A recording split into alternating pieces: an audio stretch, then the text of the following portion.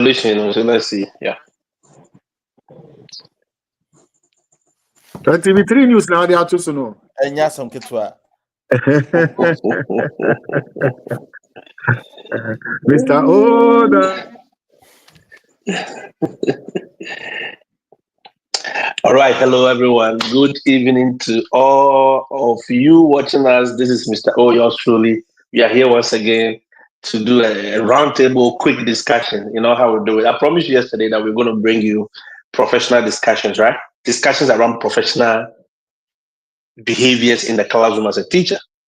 Okay, so that is what we are going to do. And I have some strong teachers, both in the US and both in Ghana, who are going to do justice to the discussions that we are going to bring on the table. First of all, we are going to talk about general professionalism of teachers. Number two, we are going to talk about giving assessments and giving zeros to students, whether it is right or not. And then we're also going to talk about the differences in delivery, whether you went to the training college before going to the university, before becoming a teacher, and whether you are better than those who went to the university direct, all those things. We are going to just, share our views on it. And this is a disclaimer before we start. All the views we are expressing here are personal views, our experiences. It is not to say that we are better than anybody, but it's just to share our professional views as teachers. And we are all practitioners in the same job. So share the video, invite somebody, let the discussion go on. Let's see your questions, let's see your comments, and let's all interact. So I'm going to bring my able panelists this afternoon, and I'll introduce them one by one. And we will all initiate or start the conversation. In fact, some of them are known faces on this page, so you will not... And you've seen them before, you've heard them before. Gentlemen, welcome. Good afternoon to all of you. Yes, so we have strong 4 teachers. In fact, on my top right on your screen is Mr. 𝑀𝒂𝒃𝒍𝒆. Those of you who have been on my page, those of you on YouTube, you have seen him. He always does video, just like I do, interacting with teachers, encouraging teachers, showing you links how to apply to schools, independent school district, and all that. He's very solid, and he's a teacher in South Carolina. And we've been willing to bring him long ago, but today we got him. So we say, yeah, welcome. And to the down where I am, down below is Mr. Benjamin, Professional Teachers Forum. You guys know him on Facebook, know him on TikTok, you know him everywhere. He's the strong voice, one of the strong voices in Ghana. And he's always doing content, encouraging teachers, teaching you guys, sharing his views on practices and all that. And then we have our big boss, Mr. Eriku's Papa. He's a science teacher in Canada, in Saskatchewan. Those of you who know that word, it's a long name. He's a teacher there. He's been on this program last 2 weeks with Mr. Benjamin, and we had a very fruitful discussion. So today, I'm not going to talk too much. Let's kick off. Mr. Benjamin, start for us. You are going to give us the background to the first discussion. We are talking about grading. Let's start with the grading part. So you can go ahead, Mr. Benjamin. All right. So good evening to our lovely viewers. Yeah, good evening to our lovely viewers all the way from US and then from Ghana here. And I would like to say good evening to my fellow teachers, competent teachers. Yes, good evening to you all. I am 𝑀𝒂𝒃𝒍𝒆 Benjamin, the founder of Professional Teachers Forum. Today, we are going to delve into the discussion or have our way around grading. And when we talk about the grading, we are referring to awarding a particular mark or assigning a particular number to students' responses. The background to this discussion, I was going through TikTok and I saw a particular teacher's post, and I decided to read through the comments. The teacher was asking the followers as to why the Ghana Education Service had told teachers that they should not award a student 0 if the student's responses are all wrong to the test items. And surprisingly, among the comments, one particular guy's comment, struck me. He was like, if we award students with the 0 mark, it is going to demotivate them and it's going to affect them mentally. And I must say this, that I am a teacher, and then I do understand and agree with our colleague saying that awarding 0 will affect their.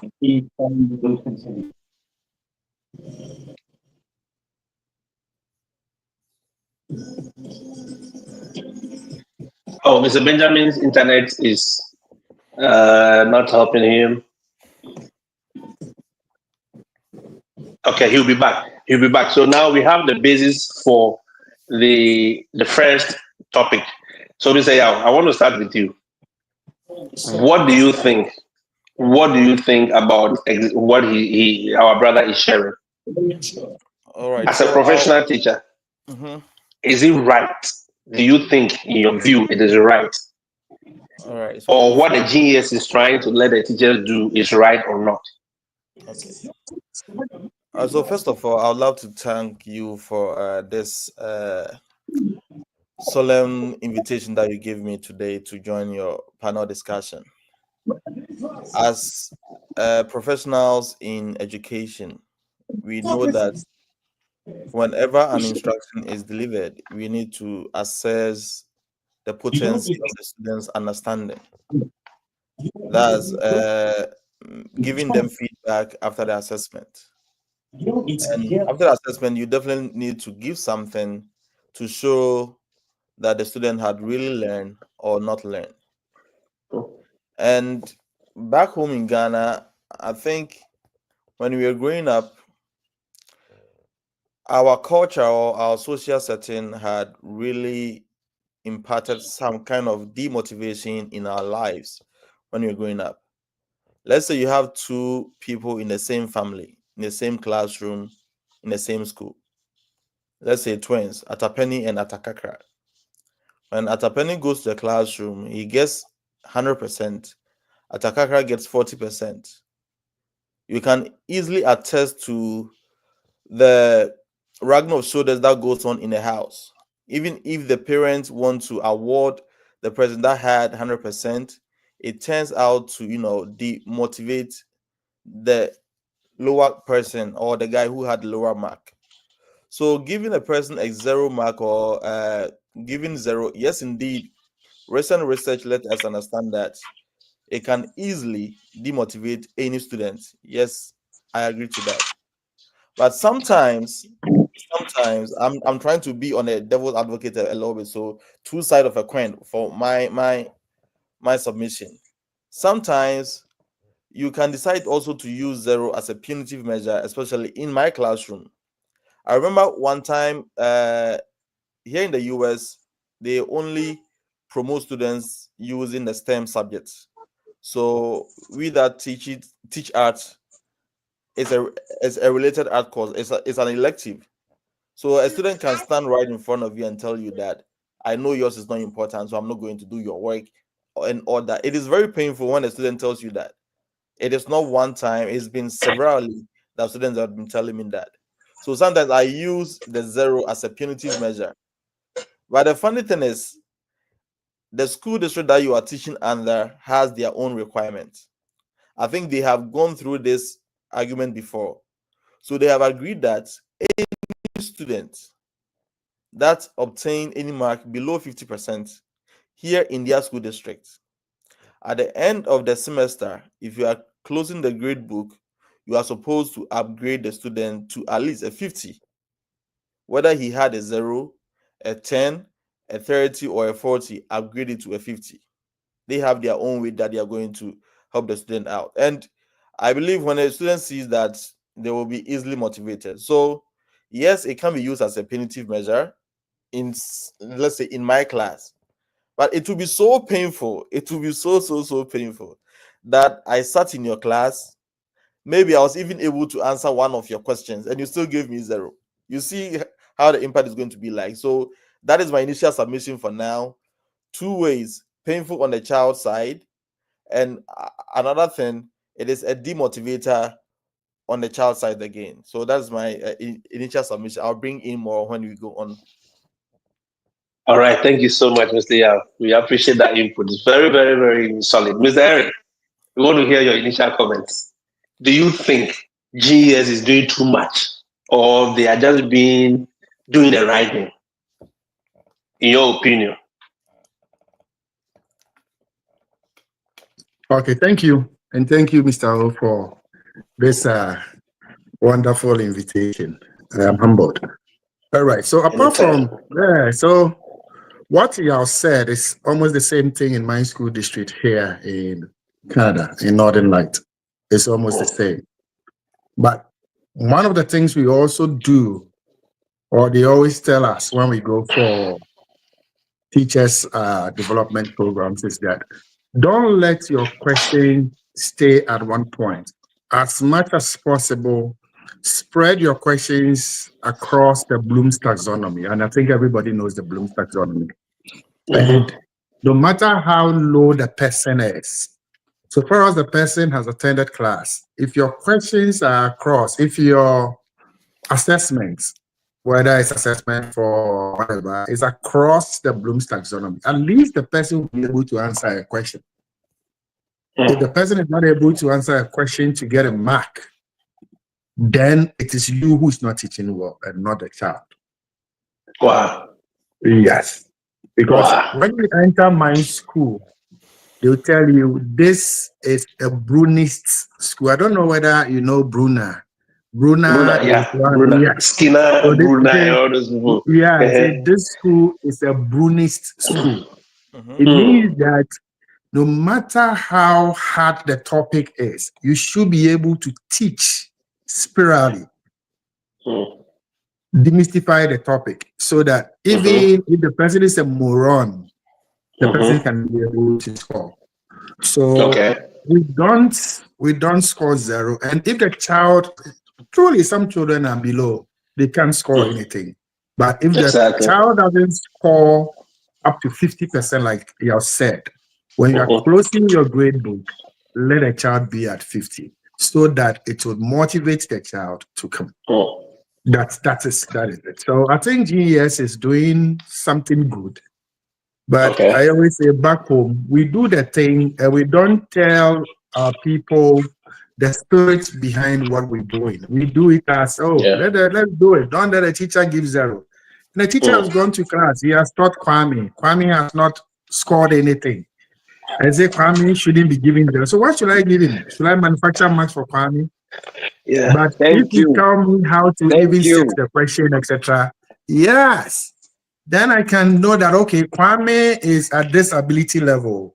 Kwesi is this ability level, but they are all in my class. I have mixed ability levels. So let me spread my question across the Bloom's taxonomy. Let me pep Kwame up, etc., to come up. But if I said my question, what is, define, and Kwame gets zero, Kwame has gotten zero. So I think we should train the teachers on why we are saying that, and let them know how to set questions, and let them know how to adapt. How do we call that thing? We call it something. We call it something instruction. Kwame, do you remember? We call it something instruction. Teaching somebody according to his level. We call it something. Remember. Yes, so that is it. So that's my initial one for now. I think. Do you mean by differentiated instructions? Differentiated instructions. Yes, differentiated instructions is what I'm talking. Thank you, Kwame. That's what I called it. Yes. I think my boss is happy there. The student must give you must give the zero. If the student has written nothing, you must give the zero, my brother. Because we also had it. We had teachers who give us zero.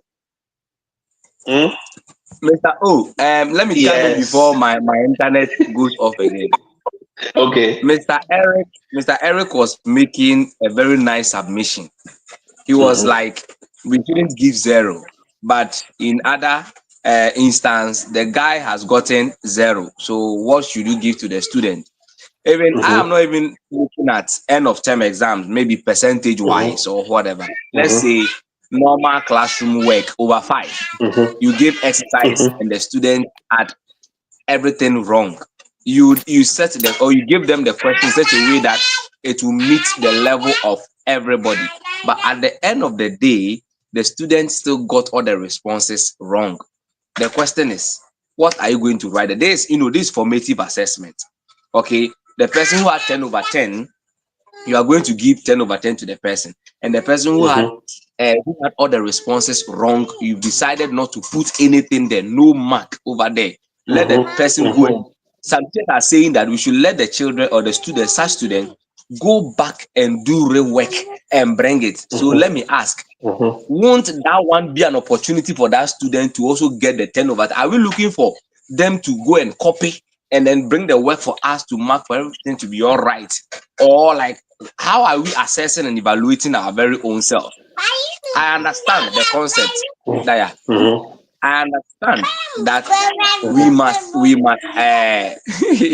forgive you, I'm outside, my room network is bad, so that's fine. Daya, because so I want to say something and ask my competent teachers here. If we are done teaching and we want to assess the student understanding of a particular concept, and we are going to use that formative assessment, because what we are doing is measurement. We are assigning numbers to the responses to the test items. And here is the case: you have assigned numbers so that you are going to use it as part of your inter-IA or your continuous assessment to help the child, grade the child at the end of the term. And here's the case: the child has gotten like 0. The child was not able to answer all the questions correctly, and you want to use that particular test as part of your end of term assessment. Why are we not to assign the mark, and rather maybe write in the book something so as not to demotivate the child, and let the child go back and recopy or do the work for let people help him with the answers, bring it and get 10 over 10. Would that one help the child to think critically or analyze the work critically? That is the aspect of the angle some people are coming from. Okay. We nya 0. Mani who say we nya 0. Na next time on benya or better na sesua de na otumi nya 10 over 10 maybe.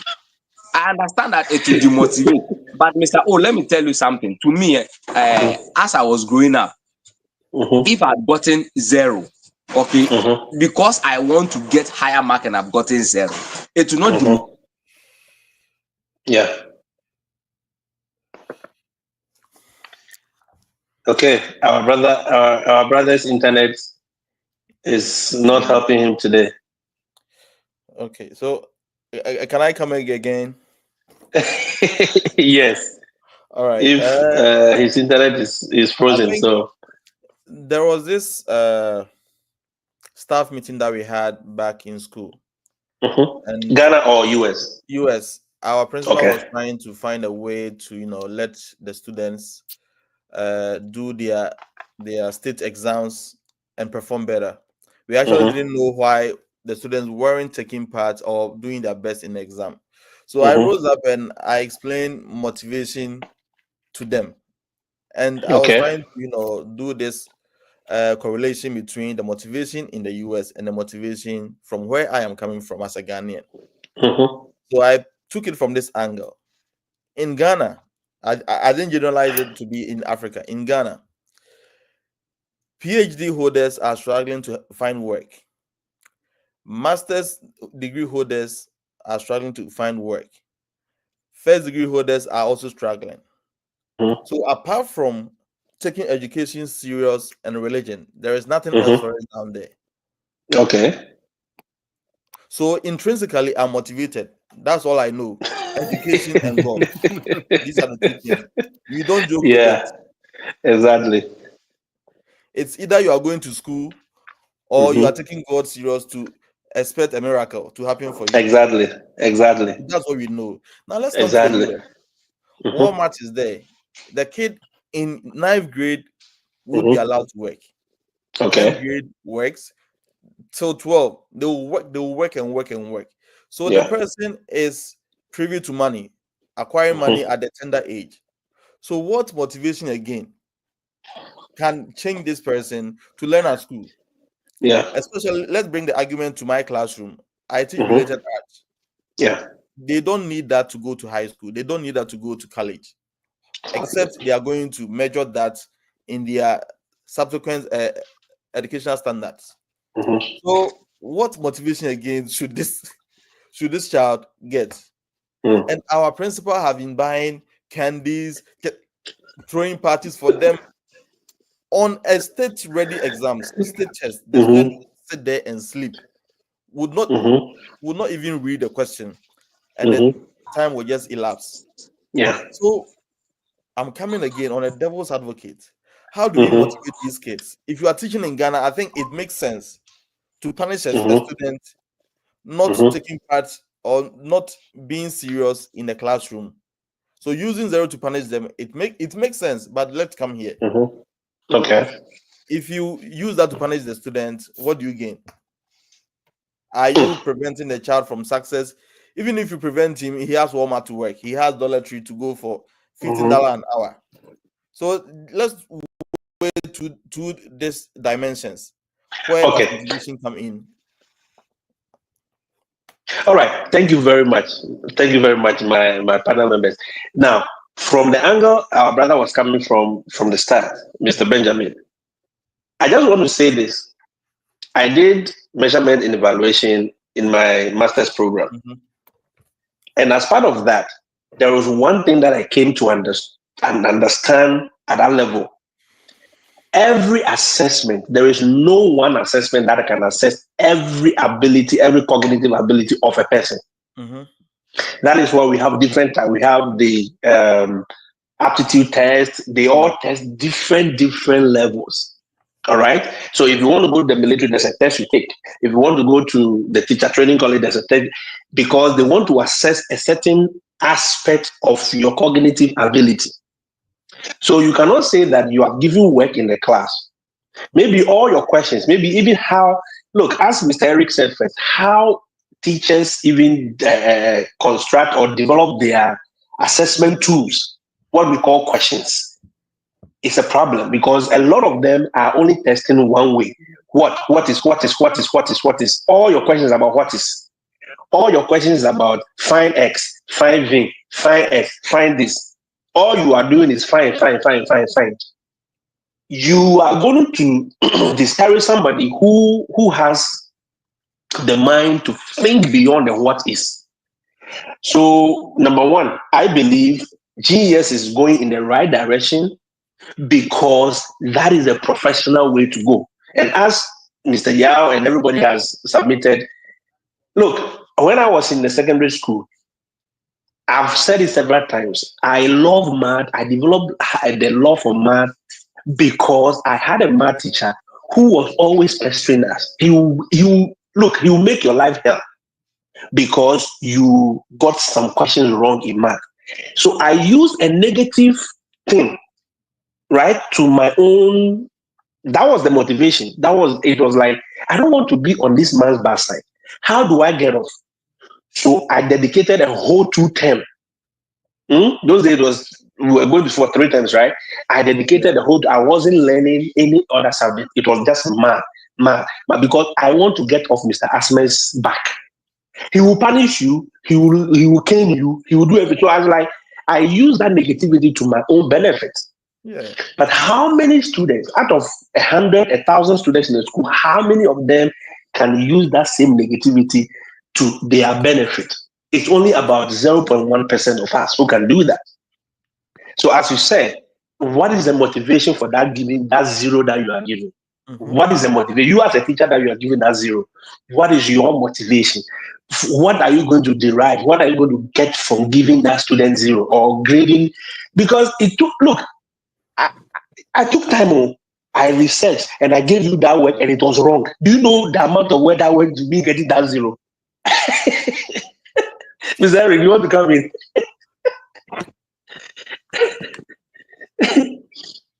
Eric, Yeah, bro. do you want to come in? Oh, Because yeah. you said the student should go and draw the digestive system. He drew the Yeah. digestive system and you mark everything zero. Do you Zero. know the effort? Do you know the Therefore, research he did? yes. That the student has put in to get a zero. Yes. Yeah, so that is it. But so 0, 0, yeah, as much as possible. I think it's true. We should Mm-hmm. prevent the kid from getting 0 by the way we do our Okay. things, etc. I also have a challenge with the Ghana system not giving 0, because here, if the child, you see that the child is not doing well because of our class size, you would Mm-hmm. even know directly. So you Okay. can prevent the child from getting 0. But Ghana, let's say Okay. one class, you have about 60 kids, you don't even know Mm-hmm. anybody. How do you zero in and say, okay, Benjamin is not doing well, and my assessments, apart from the one I do alongside my class, that is Mm-hmm. assessment as learning, right? Those ones he does well. But if I want to Yeah. do a proper assessment at the end of my work, he's not able to Yeah. pull up. I go to Kwame, I go to Benjamin, I ask him, what is your problem? Do you understand me Mm-hmm. when I talk? Is my intonation all right? Is the work too hard for you? Are you getting frustrated? Are my questions too Mm-hmm. many for you? Yeah. Like that. Then you can know that, because like me, I have like 4 kids in my class doing my election.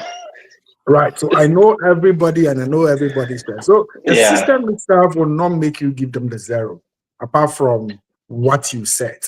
So But Mr. Rikus, is it not professionally right for you as a teacher to know your students, to know it the is. ability of all your students? It is. That's the ideal Whether they situation. are whether they are 40 or not, because when I had 40 students and I Yeah. was the one grading them, I Yeah. was able to look by default, I would know everyone's strength in that class. That is why you said we should do a differentiated learning or differentiated Yeah. instruction. Yeah.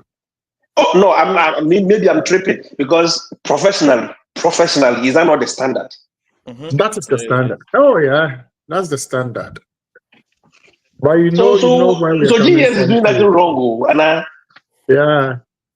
Yeah. is So GS doing? Is it forcing the teachers too much? Is it asking too much? I think I'm going to talk for Ben. He yeah. was trying to say that now these students sat in the classroom.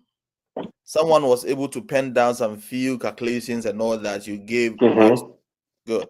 What about the person who never even bothered to write something down? What are you going to Exactly. write in that exercise book? Okay. That was his question that he tripped on. So what are you going Mm-hmm. to write? Take two for participation or what? Yes. No, but even Mr. Yao, what about the student who didn't even come to school at all? Do Okay. you think the one who sat with you and got the 0, or who couldn't Uh-huh. understand what you taught? And what about the one who was home?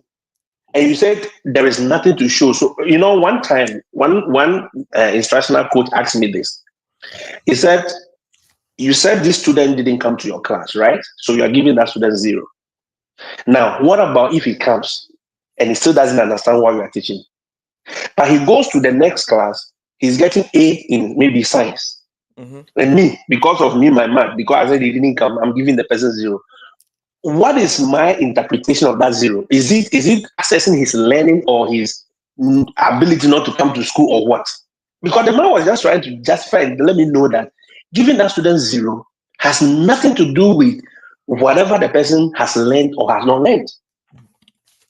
Because personally, I said, look, we give 0, and I can say this for a fact. In Ghana, when we were all growing up, assessment was used as a punitive measure for us. Yeah. The teacher will come in, we are doing tests, take your book, they'll be caning you. And do you even know, by professional standard, you are not supposed to walk into your class and say you are doing tests? It is not right. Professionally, you must give them time. You must tell them, oh, these are the areas we are going to talk about. And I remember in the university, there was a white woman who came from US to teach us in Winnipeg. Look, this woman will give you even all the questions, give you about 1,000 or 500 questions, and will tell you that I'm going to pick 50 of it. So if those people who are smart and can do to and pour, they'll go and solve all the questions. And the woman will, and she will not lie. She will bring the questions 50 out of that 100, and you have to do it. So I believe maybe GS is trying to streamline teachers in order for them to do the things right. 0, number one, is a demotivation for me, because if me, I keep seeing 0, well, I'm not good for science. I'm not good for anything. So after all, let me give up in life. But maybe that student is very good in art. Maybe that student will be very good with mechanics.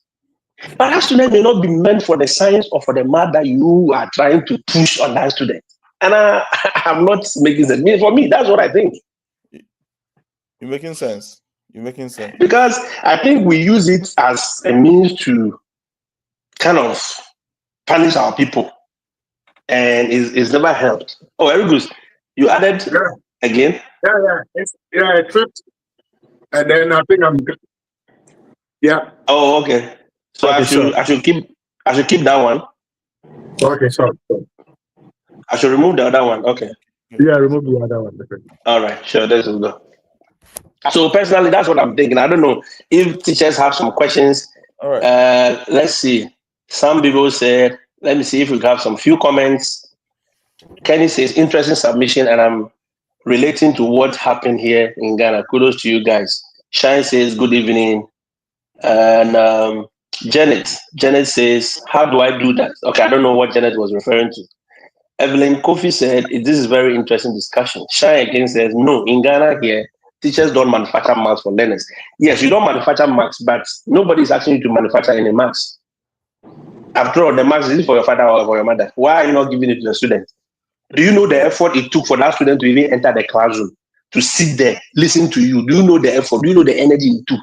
And you just say this student had 0. Hey, so first of all, have you assessed yourself as a teacher to find out whether you taught the student well or not?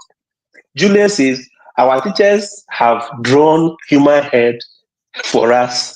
That is 0. That is the motivation, because we didn't want to see the Amita again.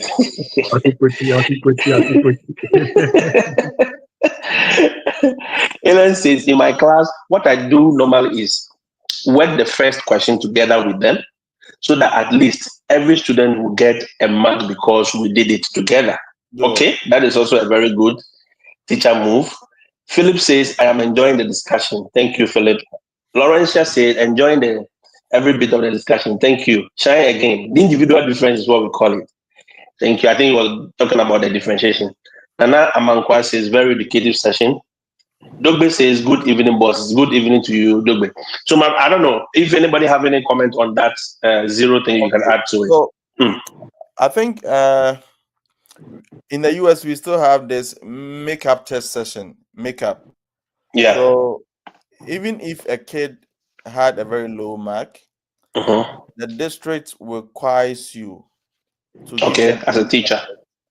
And we have been complaining about this for a number of times, but nothing is being done about it. So this is what happens. A student can sit in the classroom, observe his colleagues, do the live exams, scoring let's say 70 over 100, and later come to you for a makeup session. You give him the makeup chance, he will go and dab from the internet and will get 100. Now you see what happens over there. So in that case, what do we do? If any of our viewers is a teacher in the US, what should the person do? If you don't say that again, so ask the question again. Okay, so I'm asking that a person sat in the classroom, right? Yes. Observe his colleagues do an assignment or exercise. Never took part in it. He was supposed to be given a 0. Now the district requires us to give them makeup time to redo that same exams. Yeah. So if a teacher is finding him or herself in that situation, what should she or he do? Should he give them the makeup chance or not? Yes, I believe, before Mr. Erikus can, personally, I believe as a teacher, if it is now a policy in almost every US school district, if the child misses, yes, in Canada too, if a child misses an assignment or a test or a quiz, you are supposed to provide every avenue for that child to retest again. And that is, you see, when I came here at first, I thought they were doing too much. But I realized that was the professional thing to do. That was the right thing. In assessment, I'm supposed to give you every ample time, because there are conditions that are affecting me. Maybe I have personal issues at home. Maybe at that time, I wasn't feeling well psychologically. I wasn't in my right frame. there were so many physiological situations that could affect me not passing your class or not able to do that test or that assignment. So I must have every opportunity to do it again. You as a teacher must provide, either you give a different version of the test to that student, or you give them the same thing, but you give them a different working condition this time. So personally, I would, and in fact, on my Canvas page, on my all my assignments, I don't put even date on it. It's open till the end of the school year, because there are students that are fast learners, there are students that are slow learners. So if I said, okay, I'm punishing you because you did not submit the work today, what happens to me, who does not even understand the topic? I'm now trying to bring myself up. You, the teacher, should still give me the opportunity, right? So for me personally, I will open it up for you. I don't know if Mr. Erikus have a different view. Oh yeah, so we also have it. So if the child is not able to, I'm getting echoes. No, it's okay. If the child is not able to take part in the test, what we do is that we give the person an avenue again to come and do it. But we don't give the same questions to the students as those who were able to take it the first time. So the same topic, we restructure or rearrange the questions and then administer it to people who come later. And the school has a software that you can quickly do. So the same question, you just feed it in and say restructure, and then it restructures for you. Or you feed it in and say rearrange, and it arranges for you. So it reshuffles, it rearranges, it does everything, and then you give it to them as and when they come, those who didn't take part.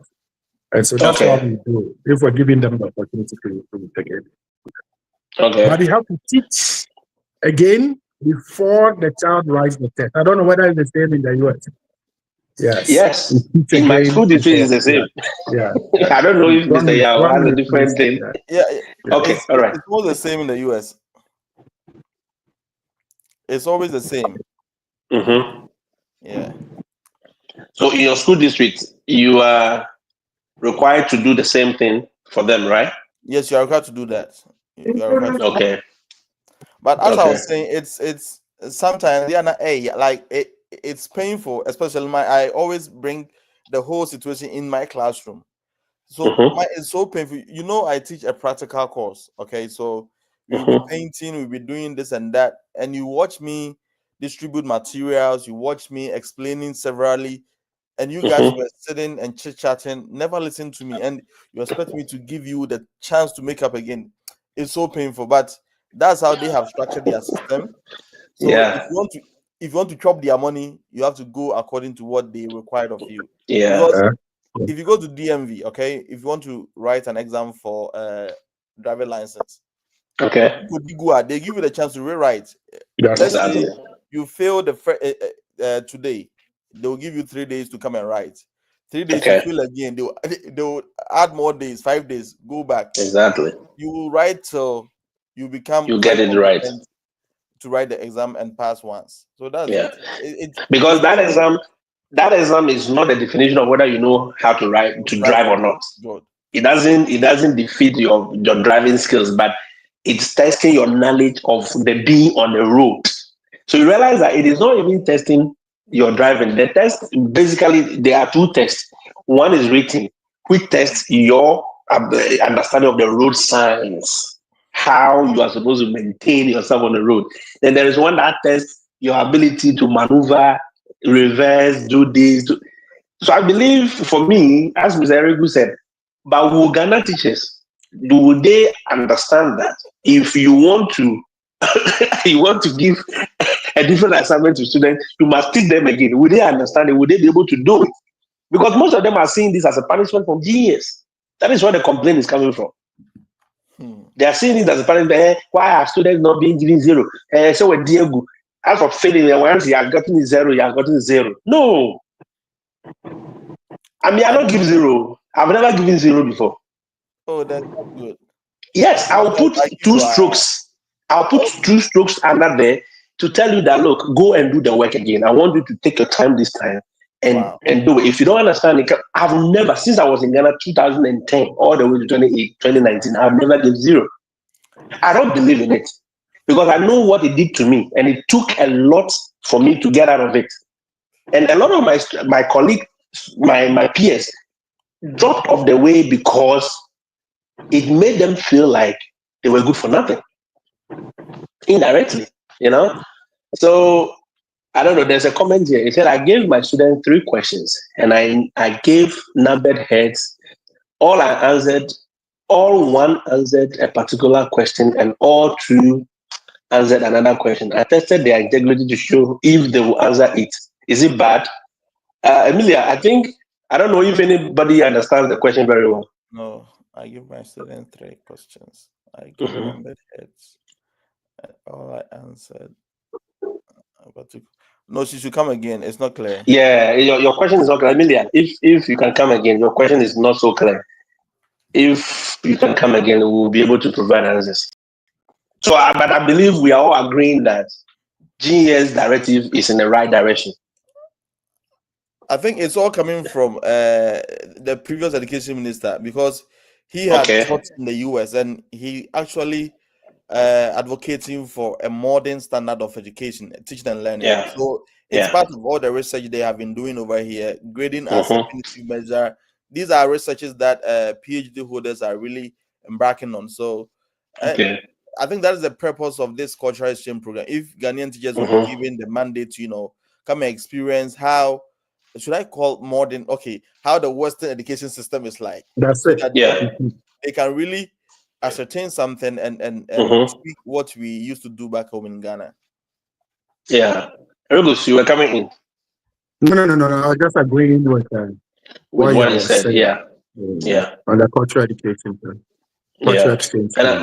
And I believe it's very important. And what we do every day, in most of my videos that I do every day, I keep talking about all these things. I said, listen, it is not that we have come here and we think we know better than anybody. No. But we realize that the things we were doing as teachers back home, it was wrong. Right? Most of us came here and we have to change our attitude because we were caning students, we were knocking them off their head, we were calling them by name, Here, we realize that you cannot do that apart from the law. It is professionally wrong. Yeah. You see, there is a whole world is about professionalism. Teachers go to school and Mr. Yao, I know you guys are all sharp. So you don't dress anyhow, but you guys know. You can mention one teacher in your school that dresses as if he is not paid. Yeah. In every school, there are 2-3 teachers who do that. Professionally, they don't dress well. Their code of conduct, their behavior is off. And I believe those are the things. And if they try to bring professionalism in the job, there is resistance. There is resistance because we are not used to those things. But it will definitely change very soon. Things will change. Even when they started with PLC, we were complaining. But if you think you want a very handsome reward for your job that you do, if you come to the US, PLC is like drinking water. You do PD and PLC sometimes every day, and you will not complain because you are being paid for it. Exactly. You would do it. We do district wide, school wide, everywhere we are doing PD. Department planning, faculty planning, every day. I think there was resistance when the PLC was introduced in Ghana as well. Yeah. There was a big resistance, and a lot of them were not understanding how the whole thing was supposed to go.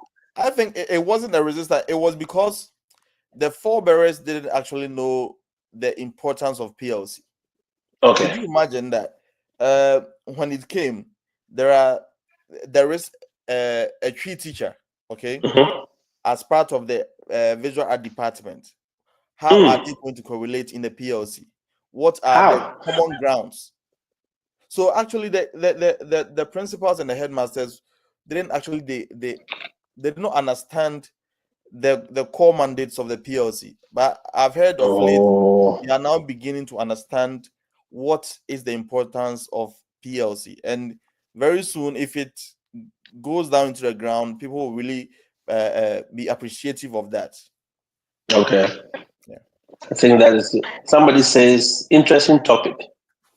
They call this new curriculum here in Ghana standard based, but yet they focus on a number of written exercises and lesson plans instead of classroom delivery. Personally, I think we should focus on how to improve the classroom delivery. What is the take on that? Oh, but how can you improve your classroom delivery without your lesson plan? How can you deliver without you planning? Yeah. So yeah. So you think it is that he's not? If you want to Go ahead. deliver, then you have to plan. Yeah. Okay. Okay. On the curriculum planning and lesson plan, for instance, I used to complain a lot back in Ghana, but we have realized that in the age of AI, artificial intelligence, you can just input some command; it will generate your whole lesson plan for you. In 1 second. Our CRT told us, is it curriculum resource teacher? Yeah. We told her that we have Magic AI, ChatGPT to provide all these lesson plans. What is the important? He said, you even taking 10 minutes to input all those prompts will make you aware of what you are going to teach. At least there is something you will gain from you sitting down to type, reading that the prompt is correct and all that. So planning, it's very, very good. It's really good. So we can take away a lesson plan. But I think what some school district in Texas is doing right now is the school district will prepare all the lesson plan. So what you, the teacher, will do is you sit down, read through the lesson plan, and vary your instructions. So that's what you are being paid for. Try and assess the kind of students you have in your classroom. Know the accommodations. If there are any spare students in there, try and plan your thing according to that. So the school district have their learning intentions, their success criteria, all in a lesson plan. So they'll just give it to you. What you do is you are the teacher, you know the content.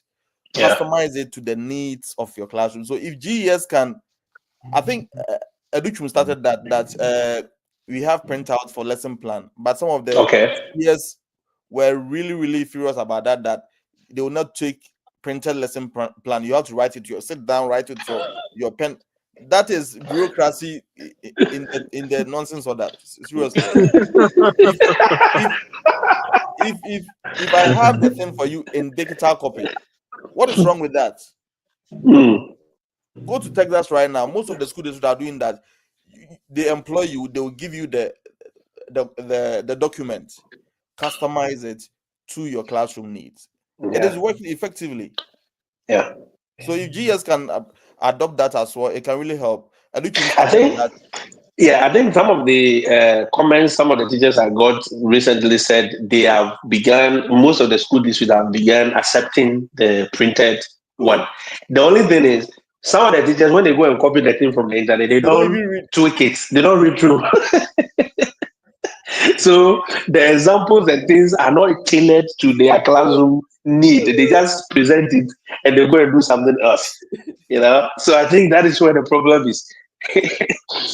Somebody says GES is only interested in output of work, but not the teaching. They only come to your class to supervise learners' output and not supervise you, the teacher, teaching and always lesson notes. I believe this is exactly what we are saying. In America, in Canada, in everywhere now, they walk to your class any day, anytime. Evaluate you. You are constantly evaluated. You are constantly on your toe to deliver. And once they are on you, sometimes it's annoying, but look, at the end of the day, the output of the students will come. I have my observations coming up. Definitely, they're asking for my lesson note, they're asking for examples, exemplars, whatever. They're asking for everything. It's part of it, but I don't know why teachers are complaining. Let's take this comment. He said, they check only the plans without checking the classroom delivery of the plans. No resources, no textbooks, they don't care. It should be given equal attention. I mean, well, Michael, I don't know. As a teacher, I have said on my platform several times that as professional teachers, the laptop that you have, even whether it was given to you, even if it was not given to you by the genius, your personal laptop is not for watching Nigerian movie. It's not for watching Chinese movies. It is for your professional development. Make sure you go on the net, learn. See, me when I was in school, apart from the Akron series and the Achilles that were available, we were not given any major textbook. Yes, from 2010, nobody gave you a major textbook that this is approved. They all said, oh, GS has approved Akiola. They've approved Akron series. They've approved this series. But trust me, I had to go into my class with what? College algebra, like books, foreign books that I know will help my students because the questions were testing or were connecting it to their real life situations. Okay, so I believe as a teacher, you can also pull some resources for yourself. I don't know if I am asking too much there.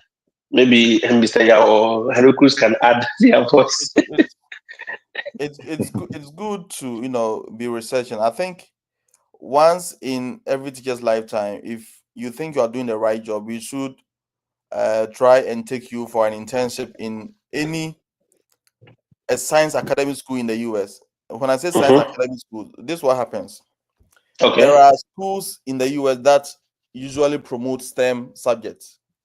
And if you are in Ghana and you put your hand on your chest, if you profess that you are a math teacher, and if you can justify your grounds in those STEM schools, you are really good. You are really, really good. So I think Ghanaian teachers should be sent for their justification of inclusion in those schools. You will really plan and teach. Yeah. They are not joking. I think it's good to be getting extra resources apart from all the materials that GES do approve, and it helps you to be become wide read.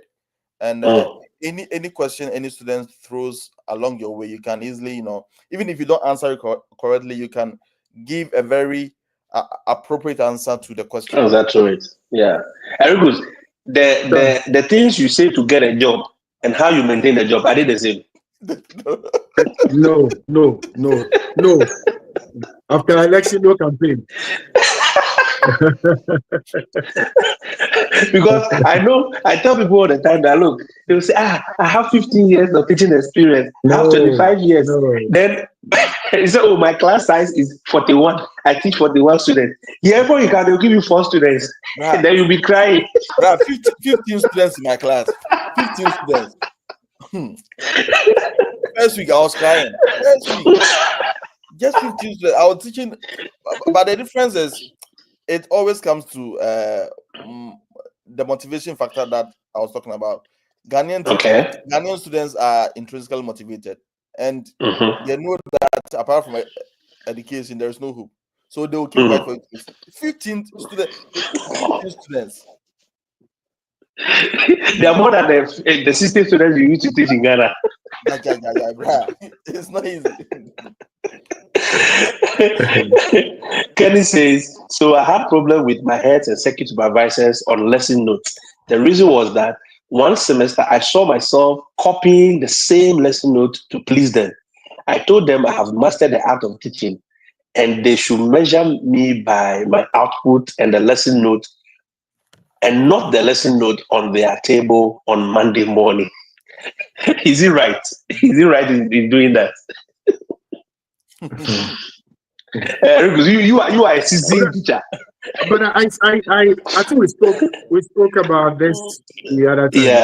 Yeah, we spoke about this the other time. But me, I wasn't. In fact, when I was teaching in Ghana, lesson notes you won't get me. No. The lesson notes, I was in Achimota school. The lesson notes, every time they give us the big one. And about 20 of them like that. Not written in any of them. So when a new teacher comes, I give you one. That's it. I'm done right. But here I see that yes, I was in Achimota Senior High School. And I believe you know Desmond. Danso. Oh yeah, Didi. But Yeah, Didi is Didi. also in the US now. Yeah, Yes, Didi is yes, also in yes, the yes. US. Yeah, yeah. He's my friend here. But I saw the importance of lesson note when I really came here. Yeah. Okay. When I really came here. Yeah. Okay.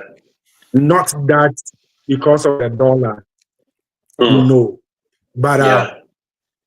I saw that if I am not in class and somebody comes, like an EA goes there, Yeah. the EA Exactly. should be able to work.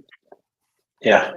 And should work such that when I come, me who says I'm a master of the topic shouldn't lose track about what we did. Good. So there's Okay. always a continuum. Continuity. I know where they got to and I continue. So Okay. for our lesson plan, we always do it. In the week, we do it the 3 days. We do a 3-day lesson plan and put it there. Good. Because we can force it at night. Exactly. It can be called for a PD. It can be called for anything at any time. The work must go on. Yeah. So I'll just think it's difficult to do it. But let's just do it. Let's put it down. You can even put it aside and teach your people. When they come, just show it to them. That's what they want. And don't get trouble. Yeah. That's all. But it's going to help you too. It's helping. Exactly. It's So it's basically it helps. I said this last week in one of my videos. It's for continuity. The lesson plan, as you said, whoever comes, you are not there. It's because back home in Ghana, in Africa, when you are not there, it's free day for the students and free day for everybody. That is a reason. But here, if you're not there, lesson teaching and learning must still go on. So that is where the lesson plan, and even when you are leaving your class, they ask you to leave a sub plan, right?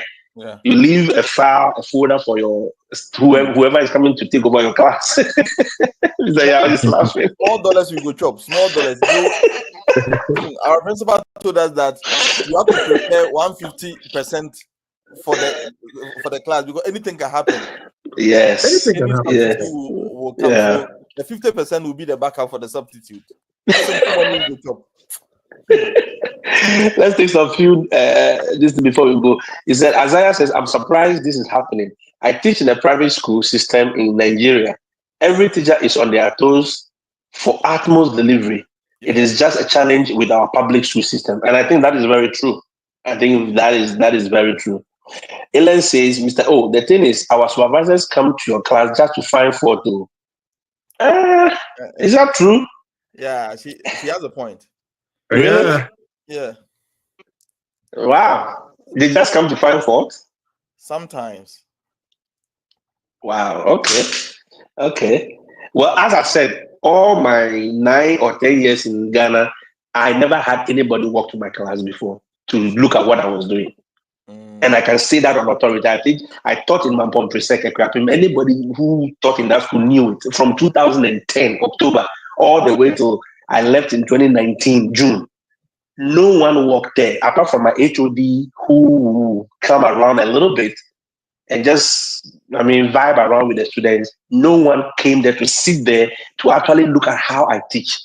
My assistant headmaster in 2018 walked around a little bit, but it was just to make sure that the students are not left alone.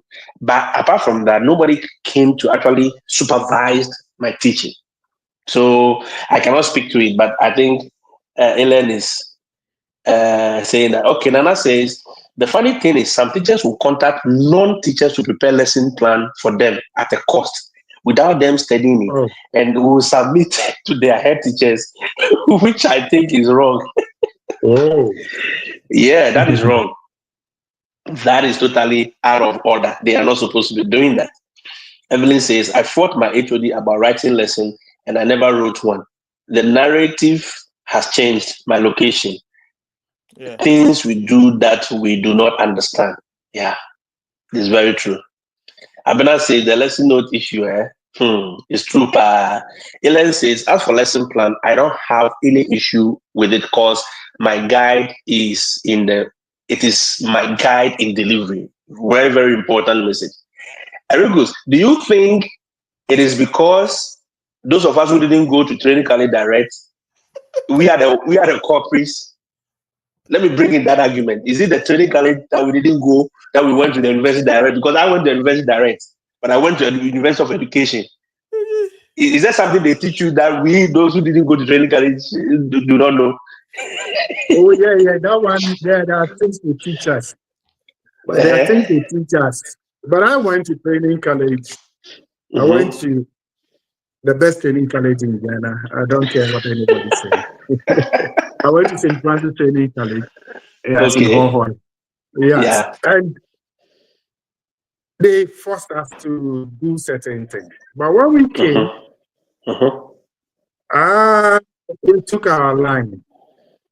But definitely, there are a lot of things they will teach you in the initial training college that the University of Education won't teach you.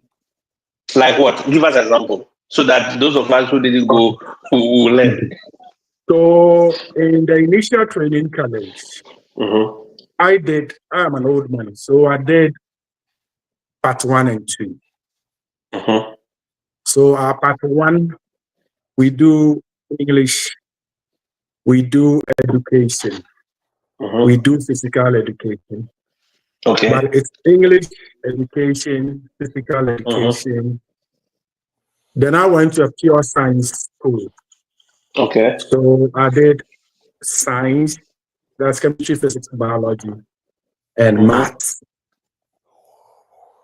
So part 1, I won't write my science, I won't write my maths, but I think I won't write maths. I've forgotten something.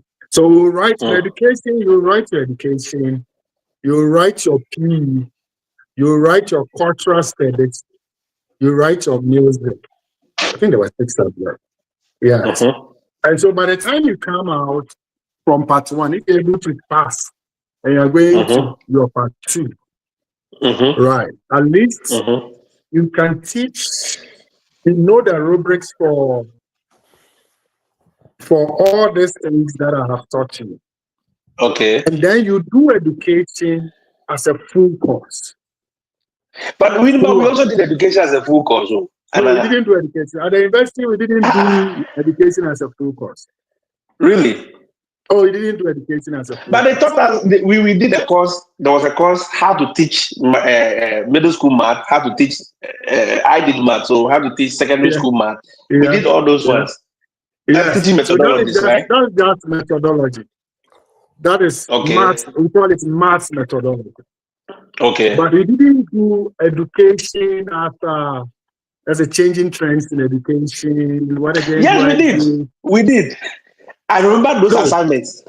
So we did education, pure education for 3 years.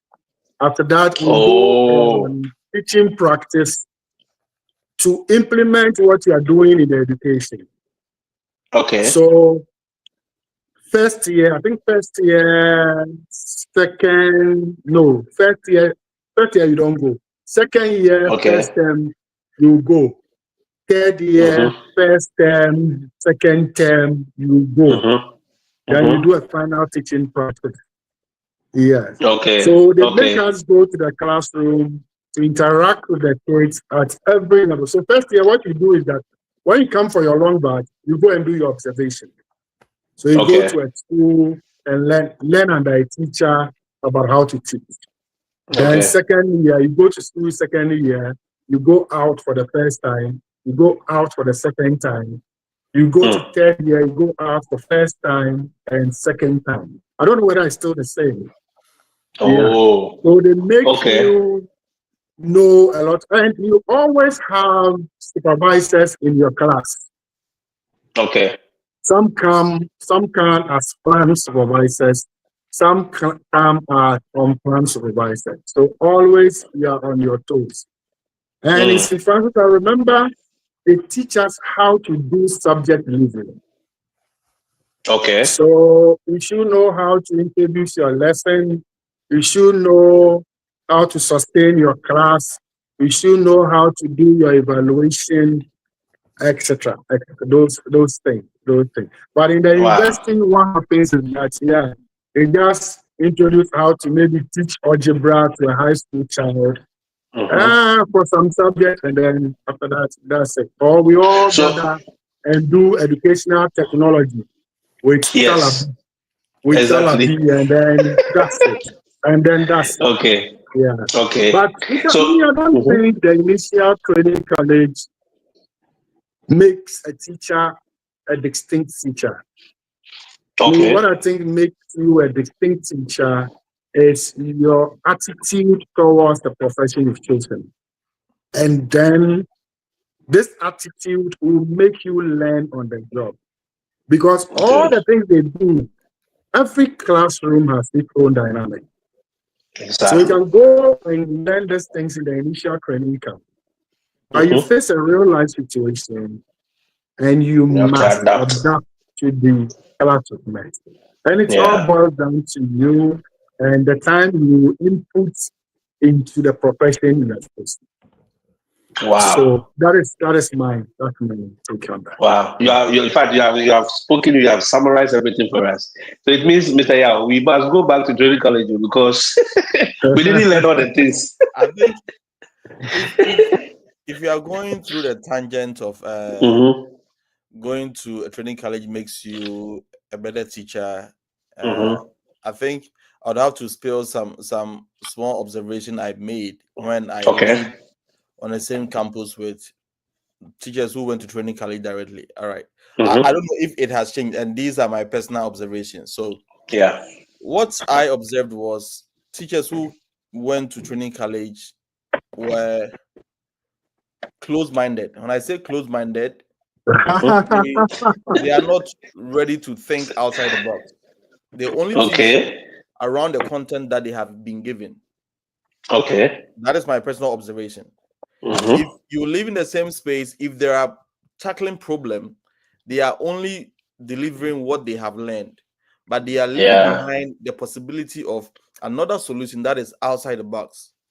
I think that's what going to a straight university used to teach. But now, since they said they are all doing bachelor's degree in training college, I think Education. it may change. That's what I've observed. I've come into contact with several training college trained teachers that were thinking along the same pipeline. They are close-minded. Wow. They can't think outside the box. That is my view. Please forgive me if anybody's They offended. didn't go to St. Francis. And if a teacher, a trainee, a college trainee teacher is standing right here, okay, if they are tackled with any issue, I said they can't think outside the box. They will just deliver. Hey, this matter you are bringing. They can only teach what is delivered in the classroom. I wish Mr. Johnny is here to also battle because he also went to training college. Transfer of knowledge. Like, I've learned this in this subject. I've been encountered by this problem. How do I transfer these soft skills to solve this problem? That's what I'm talking about. And these are 21st learning skills that every individual must have. And training college wasn't delivering that. If you find any training college, battling on that. Battling on that. Battling on that. Yeah. So I've also encountered teachers that didn't go to training college, and they have the same attitude. Exactly. What I can agree with you is that teachers that went to training college usually are timid. That is the thing you were talking about. I'll agree with you. Yeah. That one I'll agree with you. I didn't want to use the word because it was so we are afraid to take risk. Okay. That one I would agree with you. Why is that? Is it something that they did to them in the training college? Apply or do transfer of knowledge or being assertive about issues, I think it's an individual thing. Okay. I think it's an individual thing. My father was a teacher too. Then I remember when I came out of training college, I thought I was going to join NAT. I will not join NAT. I was going to join NAT because I'm going to the university. Good. Then my father says, Never join NAGRAT. Never join NAGRAT. They are rebellious. They are rebellious. They are calling our profession. And then I asked him, Papa, why are you saying that? He said, no, our profession is a noble profession. When they tell us we must agree, I said, no, you shouldn't agree. That you go to GS head office, your salary is not coming. Somebody is sitting on your salary. Is the officer that must make sure that your salary comes. That it is your right to demand that you are the one in charge of worker salaries. Do the thing for me. Then you go, and then you are begging. I won't do it. Yeah. I went to my district office at home. I was teaching in the bush in the voter registration station. Then I'm digressing a bit. Please forgive me. No, When our back pay was coming, my pay, that is my earnings, went to my deduction, and my snake came to my earning. So everybody was getting a lot of money because we talked the whole year without getting salary, and now it's coming. Then my earnings is deducted, is gone to deduction, and my deduction is gone to my earnings. So I was owing the government. I went to the district office to demand that those things should be changed. Then the officer in charge says, "You're supposed to be in the classroom. Why are you here this time? Why are you go back to the classroom and let your headmaster say, Master, it's food I need to eat before I go to the classroom. Look at the thing before you talk. No, I'm not going to do anything. Then she called, Madam, come and see what this was. I said, do you know what? I will not let you work. I was like 19 years. I will not make you work on my salary. I'm going to Accra. Good. That's all. And I went to Accra. That's all. Wow. I didn't even go to region. I went to Accra. Now you got a result. No training college person would put this thing down and say, oh, the director is doing it. Oh, they are waiting. No. I have seen people come from the university straight, Motor School, having problems. And instead of them to take the thing by themselves and say, no, this must be done and this must be done. Most teachers see it as, oh, you've been employed, is a service done to you. So the person who has done the service must be, no, I won't go to your home. No, I wouldn't. I wouldn't. So it is not, the transfer of learning, it's not how you were trained, but it is how an individual you were, how you were raised. Inherent. Okay. It's inherent. Okay. Inherent. But we are timid. We are very timid people. Very, very timid people. Very, very timid people. Wow. Another example. So back in Antwerp Senior High School, and the teachers had a serious problem, and none of them were able to voice out to the headmistress. So in a staff meeting, I didn't know if it was because I was about to move out from the school. That was I'm that assertive. I can just talk my mind if I think that is right. So we had a staff meeting, and the issue was some teachers were being charged money for bringing their nephews and their niece into the school for Form 1. They were charged like 700 cedis, 1,000 cedis. I usually knew that if you teach in the school, that is you have a spot for, let's say, 1 or 2 students to bring them when they are coming to Form 1.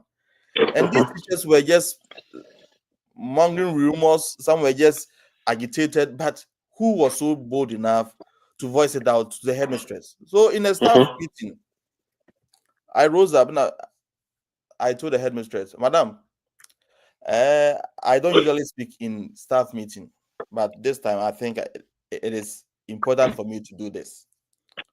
And as we usually say, anything that is important, we speak it in our local dialect. I switched to the local dialect. And I said, Madam, 𝒒𝒂𝒄𝒉𝒆𝒓𝒔, meaning I like you so much. And if I stand here right now to let all that you are doing go down the drain, I wouldn't be a good person. Yeah. So this is what the teachers are saying, and I'm sorry no one is being bold enough to let you know. First, can you tell us how is or what are the rudiments for a teacher in this school to bring either their son or their nephews into this school? Are they supposed to pay some money? And right from that question, you're saying, and I'll be, yes. Old men enough who weren't able to even voice out. And I really agree with Erico. Our old training quality teachers are very, I didn't want to use the word timid, but that is the problem. I used it. If you are strangling them, they won't voice out. They will keep quiet. I didn't know if it was because I had other source of income, so I wasn't afraid of GS telling me to walk out of the job and all. I'll tell you my mind. That one thing was about to happen when we used to go for interviews for promotion. I was told when you're going, you have to put on a tie and a suit and all that. And I was a Gen Z in the job, so it was time for me to go for AD2 interview. And they were lucky that they brought in the first examination, that promotion exam. We were the first batch, because I was very, very desperate to go and tell them my mind that what is the correlation of wearing a suit in my line of job in giving the output to my student to pass in life.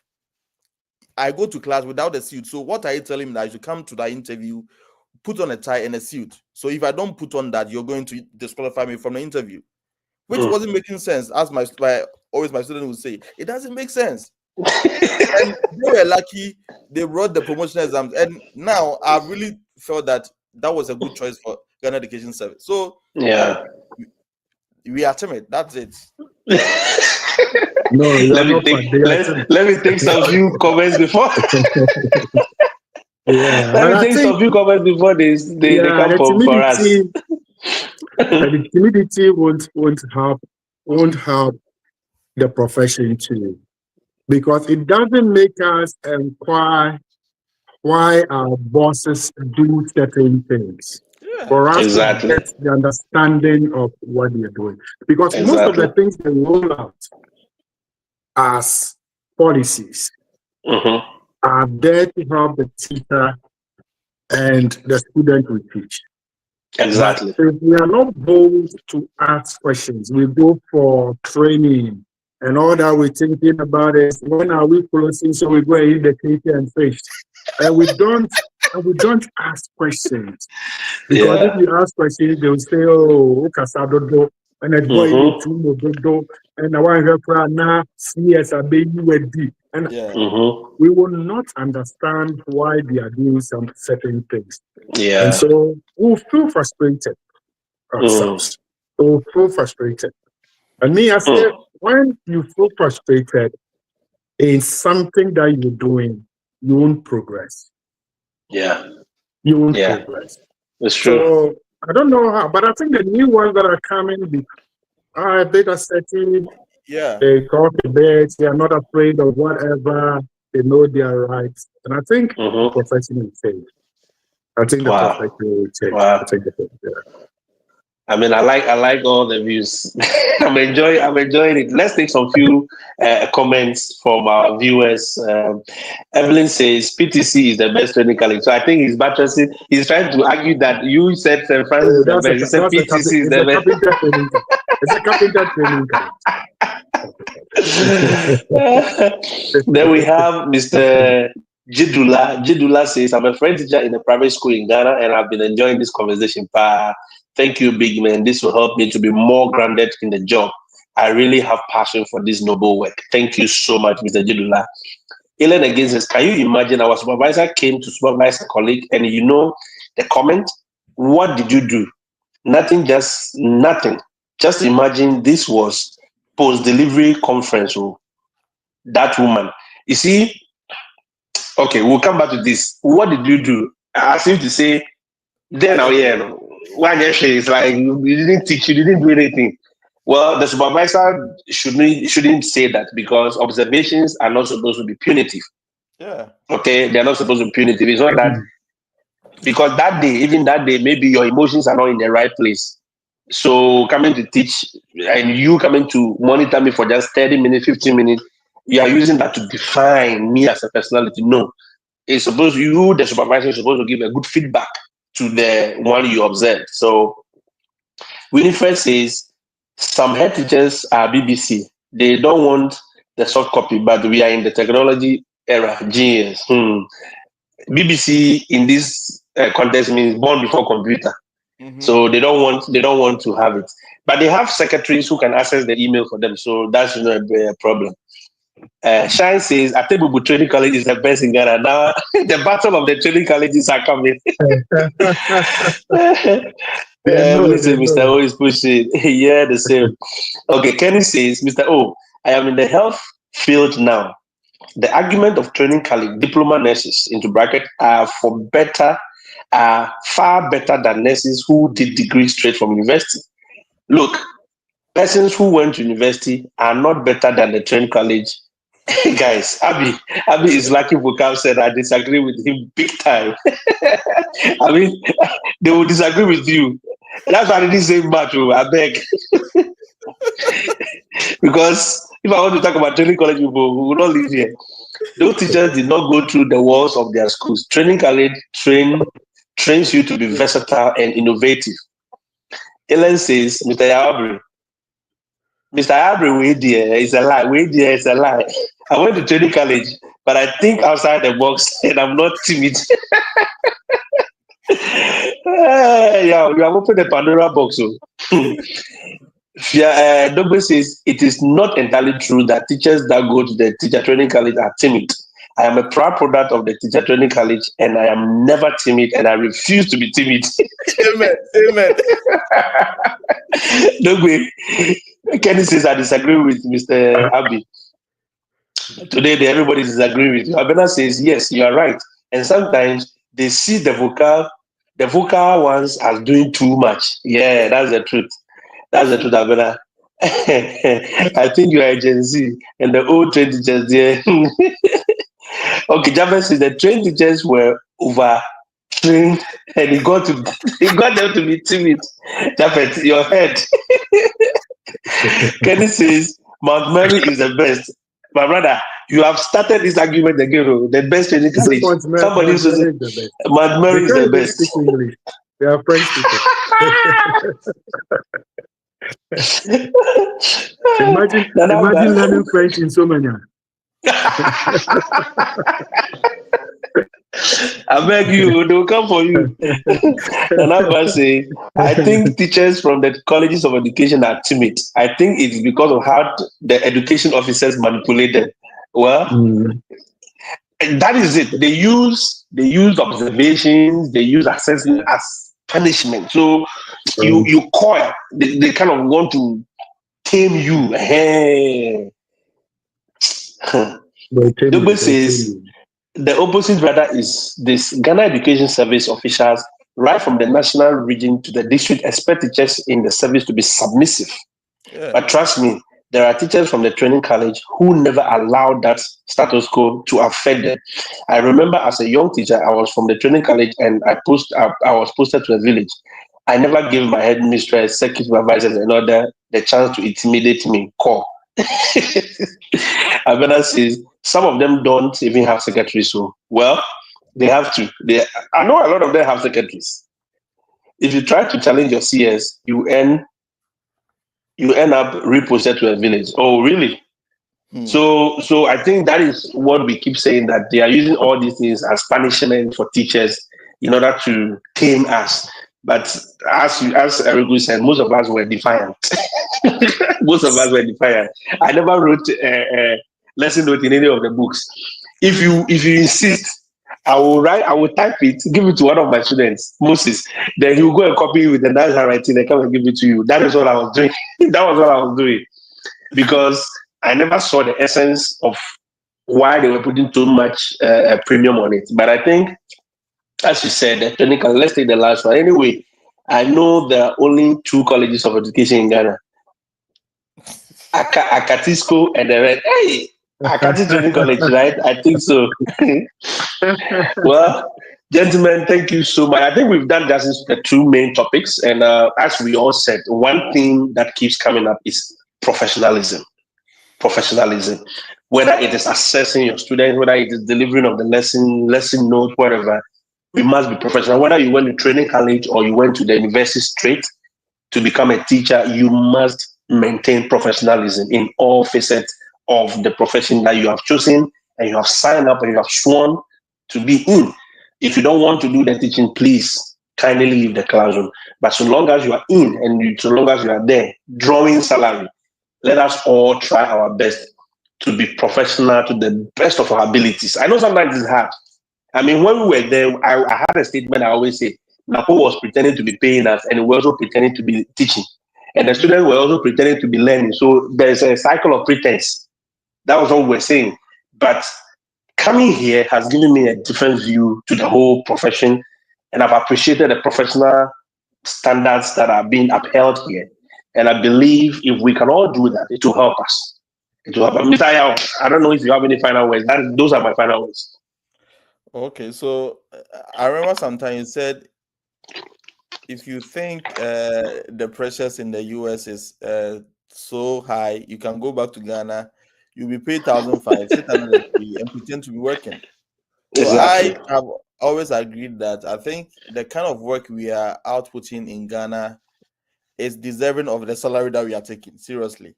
Yeah. Because what we are doing here and the amount they are paying us, I'm not saying it is so huge and so attractive, but I think it's deserving of the pressure that they are giving us. So Exactly. professionally, if you are being paid for any service, I think it is worthwhile to discharge the service accordingly to your ability. Yeah. Okay. All right. Very good. Any final parting words for us? Okay. So yeah.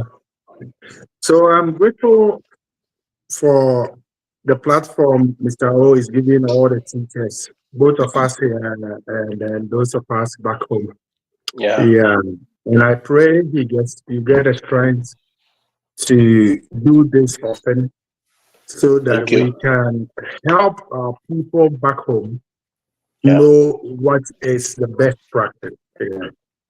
If there's resources for us to even help them, not money, but resources to help them make the work a bit softer for them, softer in inverted comments. Yeah, I think God give you the energy to expose everybody to the best practice.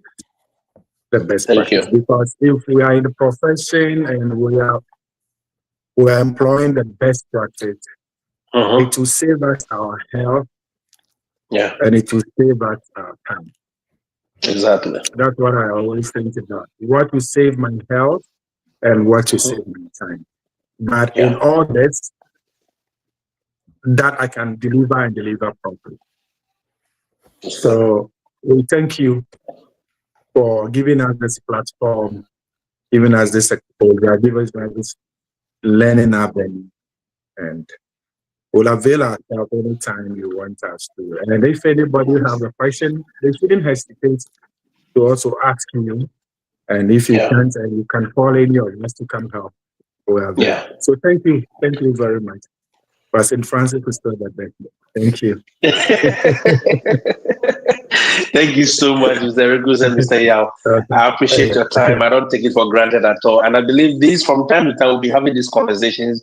Mr. Yao will be hosting it sometimes. I'll be hosting it sometimes. Whoever is ready to. I mean, we just want to have the hard conversations. There are things that teachers we try not to talk about because we feel it will expose our whatever. As you said, the timidity. They want to keep you down.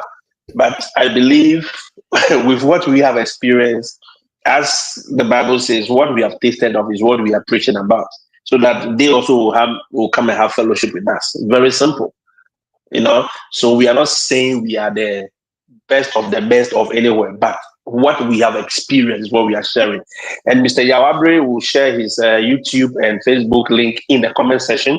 Please go and follow him. He's doing wonderful work. He's guiding a lot of teachers to come to the US. And in fact, if you come and you want him to pick you for the airports, I mean, whatever, he will do all those ones for a fee. It is not for free. Please, it is not for free. It's not for free. And he's also a tailor. In fact, he's a designer. He's a designer. This is what he does. If you are in Ghana, if you are in the US and you need African wares, man, you just contact him.